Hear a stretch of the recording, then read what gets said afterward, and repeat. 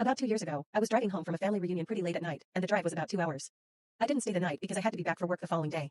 Most of the drive was on roads with dense bushes and trees on either side, the real creepy ones you see a lot in movies.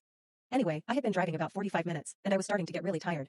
You know how sometimes you just suddenly become really tired, out of nowhere? Well yeah, that happened to me. I knew I wasn't going to last, but I didn't come across any place that I felt I could park and safely sleep. Anyway, after it became clear to me that I wasn't going to find a place to pull up, and my tiredness wasn't going away, I did something very questionable.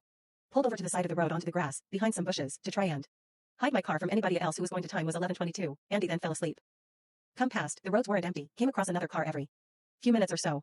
I made a mental note that sometime later I was awoken by a scratching sound. I looked at the clock, 11:50.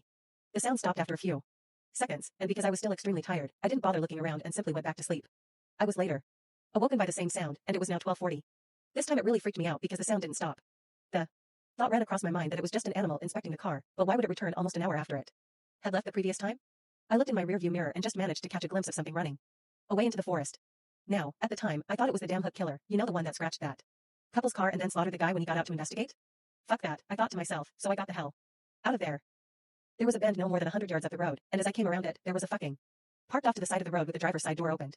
I slowed down just to look to see if anyone was car in there. There wasn't. Then I looked in my rearview mirror. I didn't see anything, and all of a sudden, this guy comes sprinting around the corner. He starts screaming at me, shouting stuff like, hey you, get the fuck out of your car. Now. I noped the fuck out of there and sped off. I never saw the guy again. Moral of the story? Don't fucking sleep on the side of a deserted road.